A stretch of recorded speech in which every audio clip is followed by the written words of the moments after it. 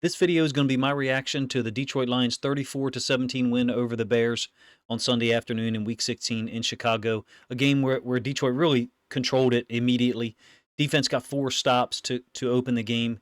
13-0 lead late in the first quarter turned into a 20-0 edge on the 82-yard touchdown pass from Jared Goff to Jamison Williams. Essentially, the game was over at that point, even though Chicago mounted a little bit of a comeback in the second quarter. At this point, there's no ho-hum, business-like wins for the Lions. Not with how many injuries they've sustained on defense and the schedule that they've played, being a division winner from 2023. While they're trying to stay in control of home field advantage for the NFC playoffs and the division lead against a Vikings team that was able to squeeze out a win Sunday night against the Seattle Seahawks. This win over the Bears may be as close as you can get to a business-like, let's go in and get things done and get out of there as quick as possible. Surging ahead, like I said, 20-0 after just 17 minutes of gameplay, and really riding a speed element that was obvious when you watched the game. I was unable to watch it live, by the way. I had a family gathering, so that's why my reaction video is out so late. I wanted to get this video out for you guys. Jamison Williams and Jahmyr Gibbs really stood out when they got the ball in their hands. Again, I was unable to watch it live, but watching the game in a condensed version, that is, seeing how quickly they're able to burst some of the short catches, they're able to turn into 14, 16-yard gains. In the case of Jamison Williams, I think in the third quarter, it's a 25-yard gain on a snag concept. That's usually like a 5-6 yard gain type situation against a zone defense. The defense can't really cover that. They can't really plan for that, I guess I should say. You don't see many guys take some of the throws they took today and turn them into 14, 16-yard gains and a first down. In the case of Williams, ridiculous day by him. He did get the penalty, which occurred, I think, on the Bears sideline. He had the 82-yard touchdown that I mentioned earlier to really cap the initial flurry by the Lions. Goff, in fact, threw a trio of touchdown passes. I think he now exceeds his career high, 33 touchdowns this season. Really attacked Chicago's defense brilliantly. The Lions racked up 27 first downs, 475 yards of offense. Jamison Williams had 143 receiving yards and the 1 touchdown. Gibbs got extended touches. The first game without David Montgomery completely. He ran the ball 123 times for 109 yards. He did have this short touchdown run in the first quarter when the Lions went up 13-0 after the defense got 3 quick stops. Gibbs also put up 4 catches on 5 targets for 45 yards, really helping him and Jamison Williams. Like I said, when they got the ball in their hands, it was obvious the speed differential the speed edge that they had over the Bears defenders. Goff, to his credit, finished 23 of 32 passing, the aforementioned 3 touchdowns, 336 yards. He's just on a tear in the last month, the entire season for that matter. But in the last 4 games, 2 against the Bears, the loss to the Bills last week, and then the Packers rematch, Goff has thrown 13 touchdowns and the 1 interception. Been really efficient over that time and with some pressure in his face. Think of the opening touchdown last week to Tim Patrick after they fell behind 14-0. He scrambles and completes the pass to Patrick, who dives into the end zone.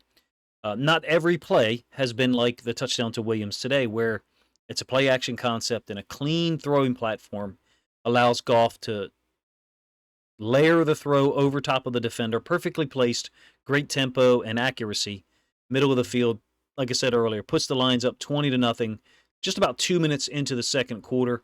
The Bears got to 20-7 and then 27-14 in the second quarter, late before halftime, in fact. Caleb Williams hits Keenan Allen up the right side. I thought Terrion Arnold bit on an, I would call it a no-fake by Keenan Allen. It's a slight move to the outside, just a hedge. It just drew an incredible overreaction from Arnold, in my opinion. Allen scored. That moment was a little bit disappointing for me after the defense had opened the game with 4 consecutive stops. There was a punt, 2 fumbles recovered, and then a second punt to help them get ahead by 20 points. And then the third quarter, once it's 27-14 and Chicago gets stopped, Ben Johnson and the Lions went Super Saiyan with their final touchdown. Well, not their final touchdown, at least their touchdown to rebuild a 20-point lead. Jamison Williams had the really sick 25-yard catch, like I said, on a snag concept that he took all the way across the field from right to left. Snag, like I said, it's a 3-step concept. So the ball's out fast, and oftentimes there's defenders on your back responding in zone, or it's man, and you're not necessarily throwing it to that snag concept anyway. I think snag is designed to defeat zone, put second-level defenders in conflict. Williams' speed multiplied the typical gain on that concept against zone. Instead of 5 or 6 yards, it ended up being 25. Gibbs has a pair of runs on the possession to open the third quarter for Detroit anyway. Then there's a screen to Reynolds for 5 yards, along with a face mask. I think it was on Jalen Johnson. Then the stumble bomb, the fake fumble, a tight end leak to Sam Laporta. Really cool setup. It allows Laporta to get over the top of the corner, the 21-yard touchdown catch. Lions at that point were just really on fire offensively. They were sharp the entire game, don't get me wrong, but to the point where they reestablished a 20-point lead in the third quarter, 34-14 to be precise. Here's what Detroit's offense had done on their first 7 possessions. They hadn't been stopped, in case you don't know. First possession, 9 plays, 55 yards, field goal. Second, 7 plays, 36 yards. That was Gibbs' short touchdown run to make it 10-0. I don't know about you. I actually thought that Gibbs was in on the first run, on a first and goal situation from the one. They called him short. Kind of surprised me. Maybe he got spun.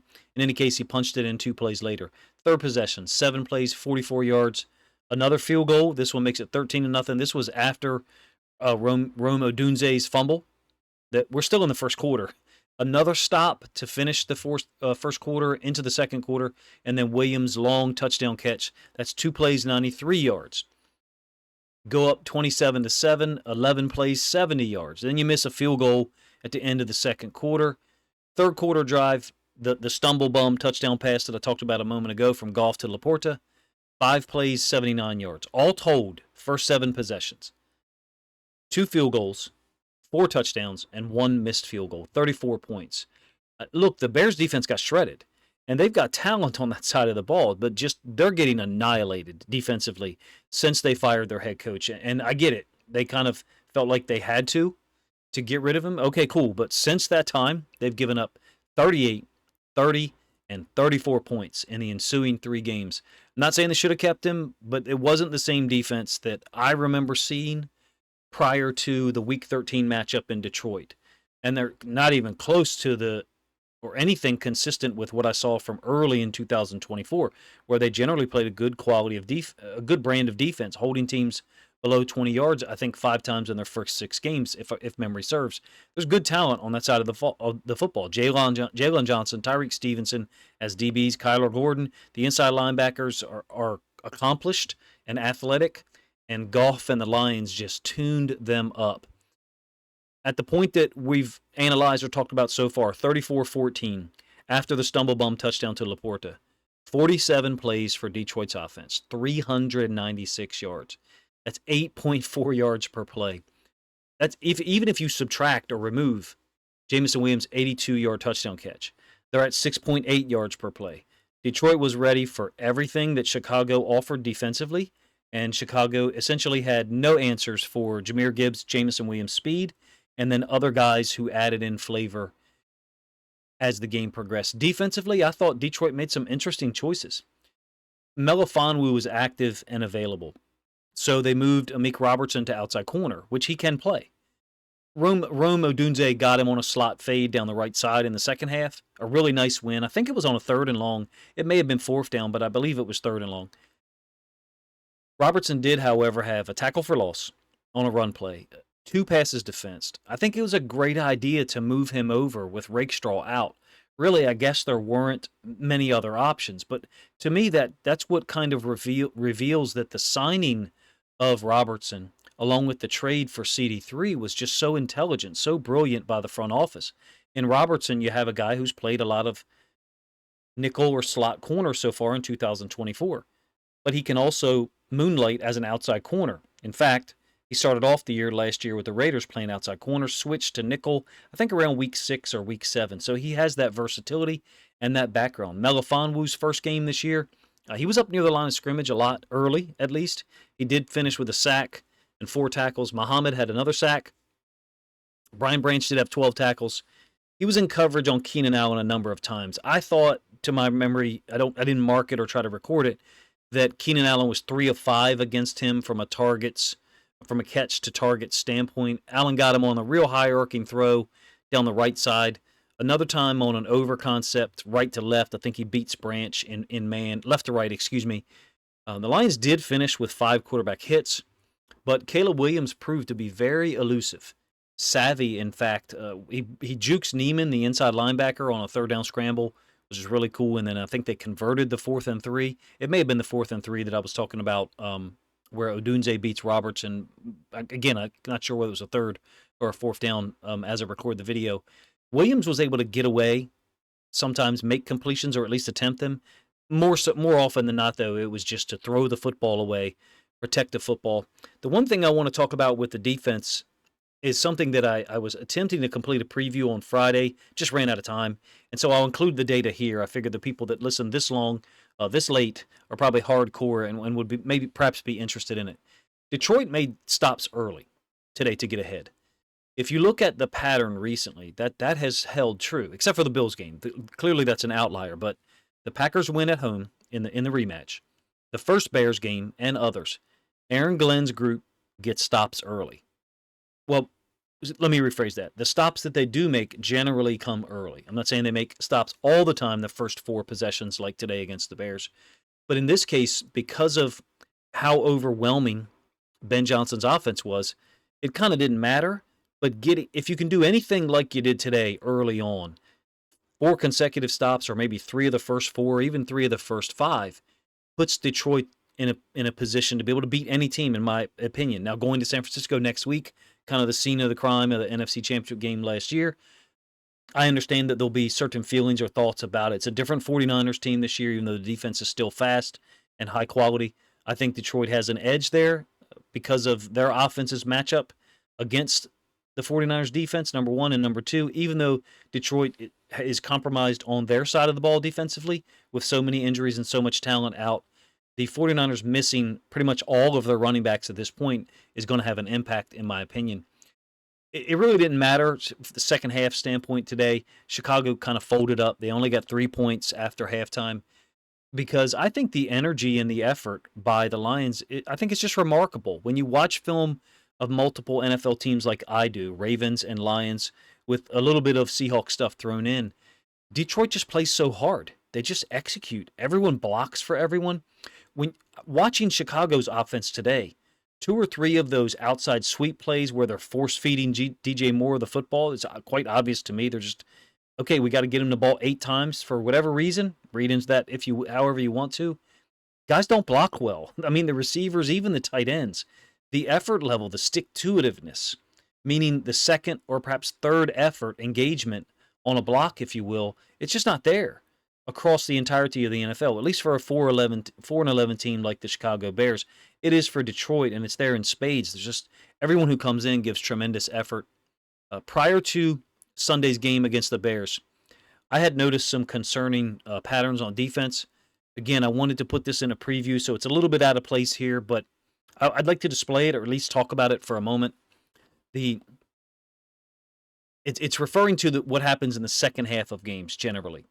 So this data that I have here is a little bit hearkening back to the decision by Dan Campbell to onside kick with 12 minutes left in the Bills game. And I don't bring that up to argue. I'm just letting you know how and the cutoff points for the data that this comprises. So we're talking about the second half against the Bears, the first game, the second half against the Packers, and the third quarter against the Bills, leading up to that decision with 12 minutes left in the fourth quarter. They had allowed 10 points, in the 15-plus minutes of gameplay after halftime to the Bills. Basically, they were down 28-14 and then ended up being down 38-28 prior to that onside kick. You can see the individual yards per play for each of these situations in the second half. It's what makes the pattern or tendency for Aaron Glenn's defense to get stops early so interesting to me. Are they playing to the other team's tendencies and taking away things first? I identify with and respect that approach. In some cases, you have to do that because the other team you're facing, the offense you're trying to stop, is just so incredibly talented. That wasn't the case today, even though Chicago has a trio of capable wide receivers, some more accomplished than others because of age, and then Caleb Williams, the number one pick in last year's draft. These numbers didn't hold today. I think it's because of a dearth or lack of talent because of so many injuries that have occurred on that side of the ball. Additional to that, in this time period that's comprised here, essentially 5 quarters of play, the last 2 quarters of play against the Bears, the first game, last 2 quarters of play against the Packers, the rematch in Detroit, and then the third quarter against the Bills, third quarter plus, but 5 quarters overall, they've allowed 64 points. I think the Lions staff has awareness of this type of data, meaning because there's a talent differential, a talent gap in what they should have on the field and what they actually do. Even though the front office has done a great job, in my opinion, bringing in players who can contribute and play, David Long, Quan Alexander, among others, Dan Campbell and the staff recognize what they've got and how they've got to win football games, especially against some of the more talented teams. Doesn't really necessarily, I don't think you can lump the Bears into that category right now. As an aside, it's kind of hard to believe that they won the football game today going away with Amon-Ra St. Brown being like a quiet aspect to it. He did have 6 catches, 1 touchdown, I think 78 yards receiving. Perhaps I'm wrong there. Detroit gets their 13th win of the year, which is a franchise record. Doesn't experience the second half drop off in defensive production that is displayed here by this data. Will that show up next week against the 49ers? A really extremely organized and well-run offense by Kyle Shanahan. Or the following week in the rematch against the Vikings, at least it's at home. It looks like that's going to be the game to decide it all. The Lions have got to take care of business next week in San Francisco and then hope that the Packers are able to take out the Vikings and essentially render that Week 18 matchup or rematch, if you will, meaningless from a Lions standpoint. Because if I understand it correctly, Detroit, with a win next week in San Francisco and a loss by the Vikings to the Packers in Week 17, would effectively clinch home field advantage in the NFC playoffs, which in my opinion would be an amazing accomplishment. Look, they brought back 2 coordinators, Ben Johnson and Aaron Glenn, that had tremendous experience as a staff, but also with the players that were in place. Ben Johnson's guys have maintained relative health, other than Dave Montgomery, some offensive line issues. Sam Laporta dealing with injuries earlier in the year, the first 5 or 6 weeks of the season, looked like to me wasn't the same guy from an explosiveness standpoint. Other than that, the differential between injuries has been a massive gap, and Aaron Glenn's had to mitigate it. I think that'll be a dynamic in the playoffs, trying to get to an early lead, utilize the offense, particularly Goff's ability to recognize things, get to the right play call, whether it's run or pass, or if he just chooses to completely audible. This one was a fun game to watch, even though I didn't watch it live. The condensed version is weird. I had difficult time keeping up. I'll be real with you. I took handwritten notes because of where and when I had to watch the football game. That'll be different next week. I'll be on vacation and have plenty of time to be able to sit and watch it. The visit to the 49ers, the rematch of last year's NFC Championship game.